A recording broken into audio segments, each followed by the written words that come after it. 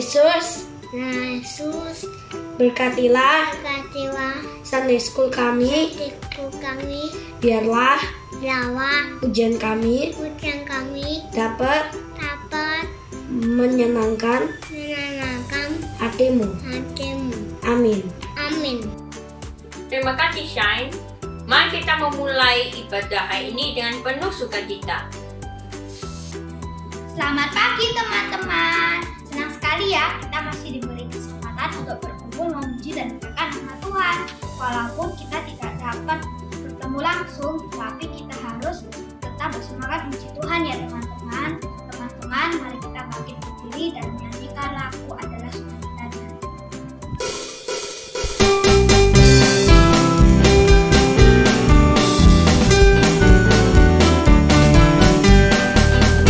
Adalah sukacita di hatiku, di hatiku, di hatiku adalah sukacita di hatiku, diberikan Tuhanku. Aku bersyukur, bersukacita, ada kasih Yesus di hatiku. Aku bersyukur, bersukacita, ada kasih Yesus di hatiku. Adalah sukacita di hatiku, di hatiku, di hatiku adalah sukacita di hatiku, diberikan Tuhanku. Aku bersyukur, bersukacita, ada kasih Yesus di hatiku. Aku bersyukur, bersukacita, ada kasih Yesus di hatiku. Adalah sukacita di hatiku, di hatiku, di hatiku adalah sukacita di hatiku, diberikan Tuhanku. Aku bersyukur, bersukacita, ada kasih Yesus di hatiku. Aku bersyukur, bersukacita, ada kasih Yesus di hatiku. Ada kasih Yesus di hatiku, ada kasih Yesus di hatiku.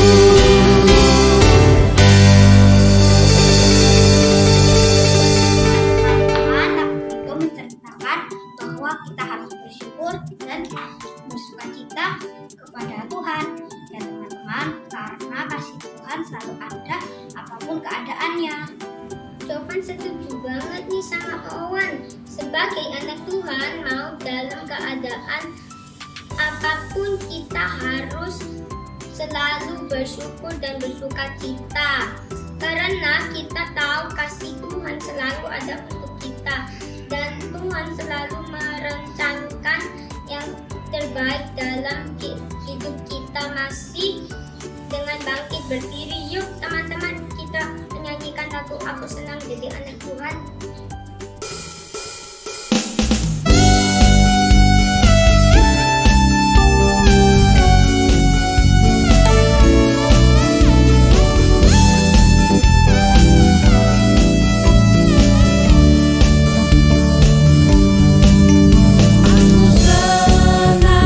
Jadi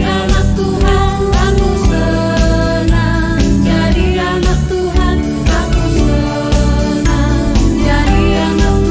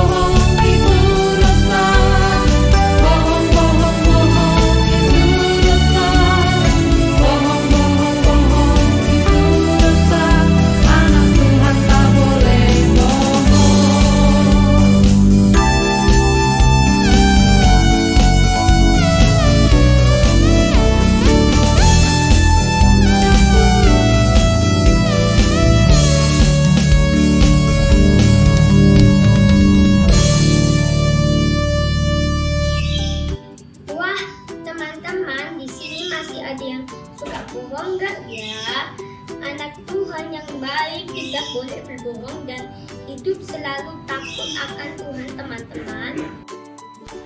Wah, benar banget itu Jovan. Siapa di sini yang sudah jadi anak-anak Tuhan yang baik dan takut akan Tuhan? Semoga kita semua bisa selalu hidup takut akan Tuhan ya. Tuhan sudah mati di kayu salib untuk menebus dosa-dosa kita. Oleh karena itu, kita harus hidup taat dan menjalankan firman Tuhan ya. Yuk, masih dengan bangkit berdiri, kita akan menyanyikan lagu Yesus Cinta Semua Anak.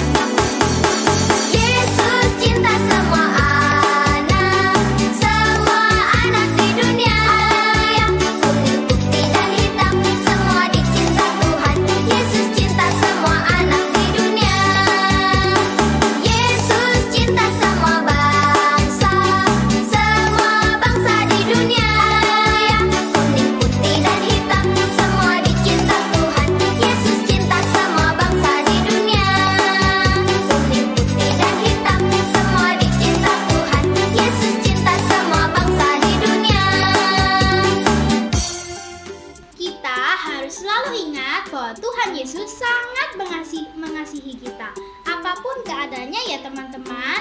Nah, teman-teman sudah boleh duduk kembali. Setelah ini kita akan mendengarkan firman Tuhan yang akan dibawakan oleh Lause kita. Selamat beribadah dan sampai ketemu lagi teman-teman. God bless you.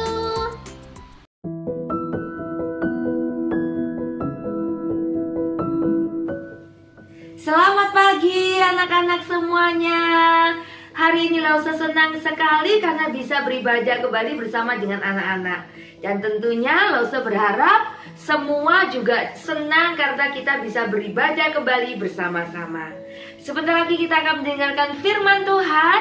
Sebelumnya kita berdoa dulu. Lipat tangan, tutup mata, kita bersama-sama berdoa. Tuhan Yesus, terima kasih hari ini kami boleh beribadah kepada Tuhan. Sebentar lagi kami akan mendengarkan firman Tuhan. Tuhan tolong supaya kami bisa mendengar, mengerti, dan melakukannya. Di dalam nama Tuhan Yesus kami berdoa dan berterima kasih. Amin. Ada seorang anak bernama Daud. Hai. Daud adalah seorang gembala. Apa itu gembala? Gembala adalah orang yang pekerjaannya memelihara binatang seperti domba. Gembala akan memberi makan dan minum dan menjaga domba-dombanya supaya domba itu bisa bertumbuh dengan baik. Setiap hari, Daud membawa domba-domba itu pergi ke padang rumput untuk memberi makan domba-domba itu. Pada waktu domba-domba itu mencari rumput, Daud akan mengawasinya. Dia menunggu domba-domba itu. Pada waktu menunggu, Daud memuji Tuhan. Yuk, sekarang kita memuji Tuhan bersama-sama dengan Daud. Tuhan itu baik, sayang kita. God is so good. God is so good. God is so good. He's so good to me. God answers prayer. God answers prayer. God answers prayer. He's so good to me. Pagi Pada suatu hari, ketika domba itu sedang makan rumput, tiba-tiba ada seekor singa yang datang mendekati domba itu. Domba itu sangat terkejut dan takut. Lihat anak-anak, singa itu sangat besar. Singa itu berlari mendekati domba untuk memakannya. Domba-domba kecil itu sangat takut. Apa yang dilakukan oleh Daud ketika dia melihat domba-domba itu diserang oleh singa? Daud segera berlari. Dia mendatangi singa itu. Dia tidak mau singa itu memakan dombanya. Daud mendatangi singa itu dan melawan singa itu. Anak-anak, akhirnya singa itu tidak jadi makan domba. Daud berani melawan singa karena Tuhan beserta dengan Daud. Tuhan melindungi dan memberi Daud kekuatan. Pada waktu itu, bangsa Israel meminta supaya mereka memiliki seorang raja yang akan memimpin mereka. Dan Tuhan menepati janjinya. Tuhan memberi seorang raja bagi bangsa Israel. Raja itu bernama Saul. Namun, Saul menjadi raja yang kurang baik. Dia tidak melakukan perintah Allah. Karena itu, Allah tidak mau. Allah akan mengganti Raja Saul dengan raja yang baru. Raja yang hatinya mengasihi Tuhan dan taat melakukan firman Tuhan. Ada seorang nabi yang bernama Nabi Samuel. Nabi Samuel ini adalah orang yang sayang kepada Tuhan dan taat melakukan perintah Tuhan. Pada waktu itu, Nabi Samuel sudah tua. Tuhan berkata kepada Nabi Samuel, "Samuel, pergilah kamu ke sebuah rumah yang ada di Bethlehem.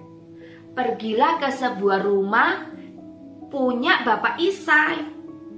Temui Bapak Isai. Bapak Isai mempunyai banyak anak. Salah satu dari anaknya akan kupilih untuk menjadi raja bagi orang Israel. Pergilah ke rumah Bapak Isai."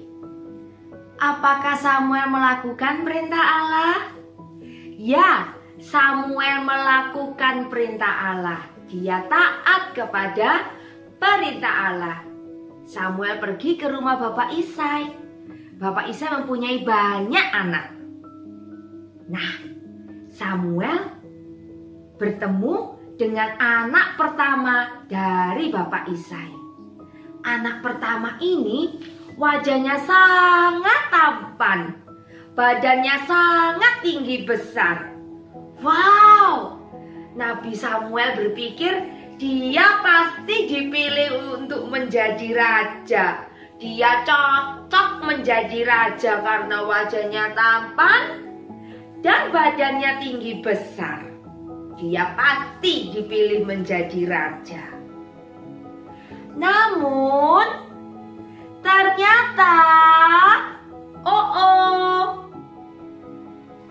bukan.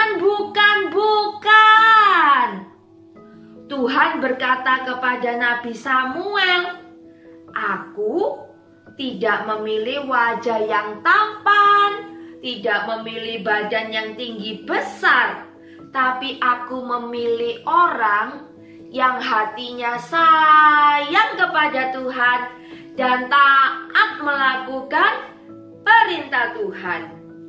Tuhan melihat hati, bukan melihat wajah. Ingat, yang dipilih oleh Tuhan adalah orang yang hatinya sayang kepada Tuhan dan taat melakukan perintah Tuhan. Anak pertama ini meskipun tampan, dia tidak dipilih untuk menjadi raja. Lalu siapa yang dipilih? Kemudian Samuel bertemu dengan anak-anak Bapak Isai yang lain. Semuanya badannya tinggi besar dan wajahnya tampan. Namun Tuhan berkata, bukan. Aku tidak memilih mereka. Ingatlah, aku memilih orang yang hatinya sayang kepada Tuhan dan taat melakukan perintah Tuhan. Lalu, siapa yang dipilih oleh Tuhan untuk menjadi raja bagi orang Israel? Nabi Samuel bertanya kepada Bapak Isai, apakah semua anak dari Bapak Isai sudah bertemu dengan Samuel? Apakah Bapak Isai masih punya anak yang lain? Karena apa? Karena semua anak yang bertemu dengan Nabi Samuel bukan yang dipilih menjadi raja. Dan ternyata Bapak Isai masih punya satu anak lagi, anak yang paling kecil, putra bungsunya. Di mana putra bungsu itu? Di mana anak yang paling kecil itu? Anak-anak, kalian masih ingat dengan Daud? Daud yang menggembalakan domba itu. Ternyata Daud adalah anak dari Bapak Isai. Bapak Isai memanggil Daud untuk pulang untuk bertemu dengan Samuel. Dan ketika Nabi Samuel melihat Daud, Tuhan berkata, dialah yang kupilih menjadi raja bagi bangsa Israel. Ingat, aku tidak memilih wajah yang tampan, aku tidak memilih badan yang tinggi besar, tapi aku memilih orang yang sayang kepada Tuhan dan taat melakukan perintah Tuhan. Anak-anak masih ingat dengan Daud? Ketika dia bekerja menjadi gembala, dia bekerja dengan sungguh-sungguh. Dia melindungi semua domba-dombanya. Ketika singa datang, dia melindungi domba-dombanya. Dia tidak mau dombanya itu kesakitan atau dimangsa oleh singa. Dan sambil bekerja, Daud tidak lupa untuk memuji Tuhan. Dia memainkan alat musiknya, dia menaikkan nyanyian bagi Tuhan. Dia selalu ingat Tuhan ketika dia melakukan segala sesuatu. Karena itu, Daud yang dipilih oleh Tuhan menjadi raja bagi bangsa Israel. Karena apa? Karena hatinya sayang kepada Tuhan dan Daud taat melakukan perintah Tuhan. Samuel lalu mengurapi Daud dengan minyak. Samuel berkata, suatu saat nanti kamu akan menjadi raja bagi bangsa Israel, menggantikan Saul. Apakah Tuhan menepati janjinya? Apakah Daud akan menjadi raja bagi bangsa Israel? Ya, tentu. Daud menjadi raja bagi bangsa Israel. Tuhan selalu menyertai Daud. Tuhan selalu memberkati Daud, supaya Daud bisa menjadi raja yang baik, raja yang mengasihi Tuhan, raja yang hidupnya taat kepada Tuhan, sehingga dia bisa menjadi berkat bagi orang Israel. Ingat ya anak-anak, Tuhan selalu menepati janjinya. Tuhan berjanji memberi raja bagi bangsa Israel dan Tuhan memberikan. Tuhan berjanji menjadikan Daud seorang raja dan Daud menjadi raja. Tuhan berjanji untuk melindungi dan menyertai Daud. Tuhan senantiasa melindungi dan menyertai Daud. Dan ingat anak-anak, Tuhan juga berjanji untuk selalu menyertai kita. Anak-anak mau terus percaya kepada Tuhan? Ya, kita semua mau terus percaya kepada Tuhan. Kita mau menjadi anak yang di dalam hati kita sayang kepada Tuhan dan taat melakukan perintah Tuhan. Tuhan akan senantiasa menjaga dan melindungi kita. Kita akhiri cerita hari ini, kita kembali datang kepada Tuhan. Kita berdoa bersama-sama. Lipat tangan, tutup mata, kita berdoa bersama-sama. Tuhan Yesus, kami mau terus percaya kepada Tuhan. Kami mau menjadi anak yang sayang Tuhan dan taat kepada Tuhan. Terima kasih untuk cerita hari ini. Di dalam nama Tuhan Yesus, kami berterima kasih dan berdoa. Amin.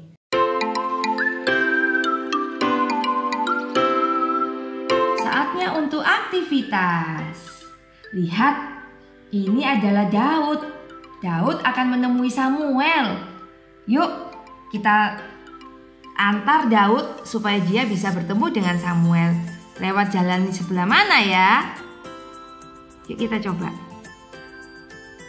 Mungkin lewat sini.